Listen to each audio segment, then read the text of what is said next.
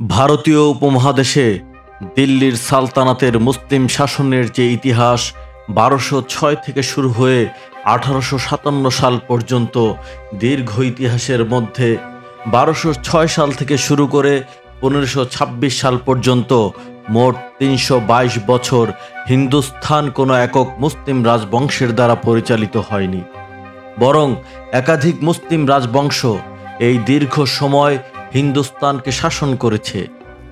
1206 থেকে 1526 সাল পর্যন্ত হিন্দুস্তান নিয়ন্ত্রণকারী এই একাধিক তুর্কি আর আফগান মুসলিম রাজবংশের শাসনকে একত্রে দিল্লির সালতানাত বা দিল্লির সুলতান শাহী নামে অবহিত করা হয়।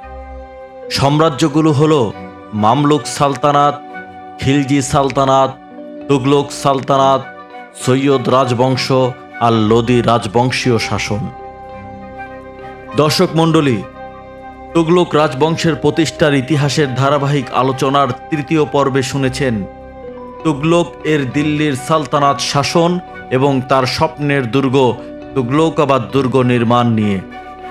আজ এই পর্বে আলোচনা করব দিল্লিতে তার স্বপ্নের দুর্গ তুগলকাবাদ দুর্গ নির্মাণ করতে গিয়ে সে সময় হজরত খাজা নিজামুদ্দিন আউলিয়া রহমতুল্লাহ আলাইহির সাথে তার বিবাদ ও তুগলকাবাদ দুর্গের শেষ পরিণতি নিয়ে। তুগলকাবাদ দুর্গের 3টি অংশ রয়েছে, যা বিস্তৃত নগর অঞ্চল, বিজয় মণ্ডল নামক উচ্চতম পয়েন্টের টাওয়ার, গেট এবং দুর্গের মধ্যবর্তী আয়তক্ষেত্রাকার গ্রিড বরাবর বাড়ি। রয়েছে একাধিক দীর্ঘতর ভূগর্ভস্থ প্যাসেজ বা রাস্তা।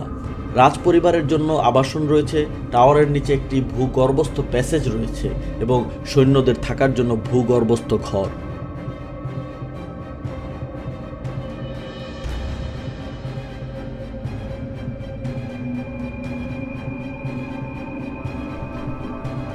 এটি মাটির নিচে একটি দুর্গের মতো করা হয়েছে। আপনারা দেখতে পাচ্ছেন এখানে এই যে ছোট ছোট রুম দেখতে পাচ্ছেন, ছোট ছোট রুম। দরজাগুলো দেখুন কতটুকু। এটা সম্ভবত হাইট হবে 4 ফিটের মতো হাইট আর কি। এই রুমগুলো আপনারা দেখতে পাচ্ছেন। আমার ধারণা এখানে সোলজাররা থাকতো, অথবা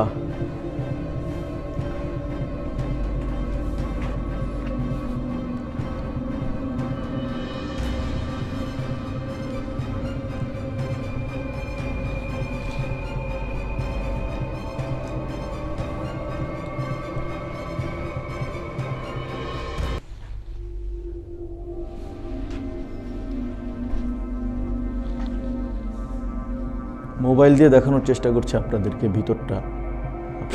এটা আসলে এমন অন্ধকার, কিচ্ছু দেখা যাচ্ছে না।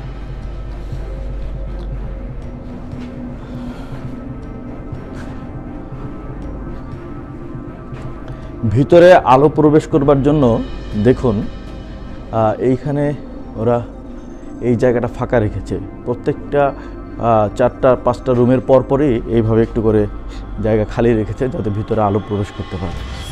এই রুমটাতে একটু ঢুকে দেখার চেষ্টা করি। দেখুন ভিতরটাতে এটা প্রায় 15 ফিট বাই 15 ফিট একটি রুমের মতো জায়গা আছে। এটার ভিতরে দেখতে পাচ্ছেন যে বড় পাথর পড়ে আছে, এখানে পাথরের টুকরো টুকরো পড়ে আছে। অথবা এই জায়গাগুলো ভেঙে গিয়েছে, দুইটার একটা হবে। সম্ভবত ভেঙে পড়ে গিয়েছে, অথবা ভিতরে আলো প্রবেশ করবার জন্য এই জায়গাটা রাখা হয়েছিল।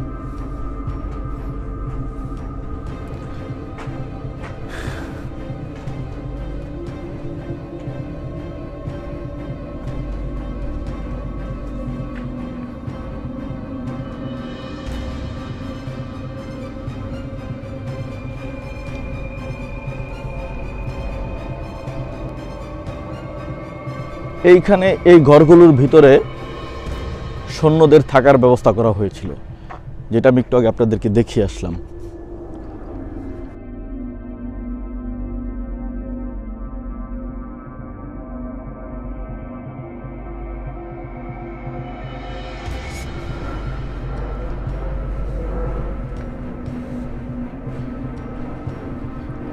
হ্যাঁ, এইটা ইচ্ছাকৃতভাবেই রাখা হয়েছিল। এই যে সিঁড়িগুলো দেখা যাচ্ছে, দেখুন, এই সিঁড়ি দিয়ে বেয়ে বেয়ে বেয়ে বেয়ে সৈন্যরা উপরে চলে আসতো এবং শত্রু আক্রমণ করলে অথবা যে কোনো প্রয়োজনে এসে তার মোকাবেলা করত। এইগুলো একটা রুম ছিল আসলে, ওইটা ছিল নিচতলা, এটা উপরতলা ছিল। এই রুমের স্ট্রাকচার দেখা যাচ্ছে, আপনারা দেখুন, রুমগুলো দেখা যাচ্ছে। এক একটা দেয়াল প্রায় 2 ফিটের মতো চওড়া হবে। যে দেয়ালগুলো বানানো ছিল সেগুলো প্রায় 2 ফিটের মতো চওড়া হবে। এই যে আরেকটি দেখুন,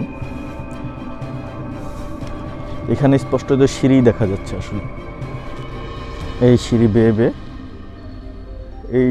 বেয়ে সৈন্যরা নিচে নেমে যেত।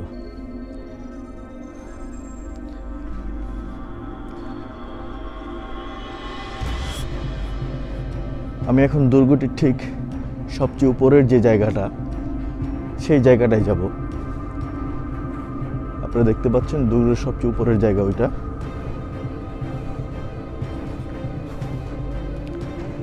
কিংবদন্তি রয়েছে যে তুগলক এই স্বপ্নের শহর সম্পর্কে এতটাই গভীরভাবে অনুরাগী ছিলেন যে তিনি দিল্লির সালতানাতের প্রতিটি শ্রমিককে এটি নির্মাণের কাজ করার নির্দেশ দিয়েছিলেন। শহর ও দুর্গ নির্মাণের সময় সুফি সাধক নিজামুদ্দিন আউলিয়া তার বাসভবনে একটি সোপান বা কূপ তৈরি করছিলেন বলে জানা যায়। যেহেতু সব শ্রমিক দুর্গ নির্মাণে ব্যস্ত, তাই তিনি তার কূপ তৈরির জন্য শ্রমিক খুঁজে পাননি। তখন তিনি শ্রমিকদের সাথে আলোচনা করে শ্রমিকদের বলেন দিনে দুর্গ নির্মাণ করার জন্য এবং রাতে তারা যেন তার কূপের কাজ করতে আসে। শ্রমিকরা দিনের বেলা দুর্গে কাজ করত এবং স্টেপ ওয়াল নির্মাণ করতে রাতে নিজামুদ্দিন আউলিয়ার এখানে চলে আসতো। তুগলক যখন বিষয়টি জানতে পারেন, তখন তিনি নিজামুদ্দিন আউলিয়ার উপর খুবই রাগান্বিত হন এবং রাতে যেন শ্রমিকরা নিজামুদ্দিন আউলিয়ার মাজারের এখানে কূপ খনন করতে না পারে, সেজন্য তিনি তেল সরবরাহ বন্ধ করে দেন, যাতে রাতের বেলা শ্রমিকরা বাতি জ্বালিয়ে কোনো কাজ করতে না পারে। একইভাবে ক্ষুব্ধ হয়েছিলেন নিজামুদ্দিন আউলিয়াও। তখন তিনি তার কূপের জলকে তেলে পরিণত করেছিলেন বলে কথিত আছে।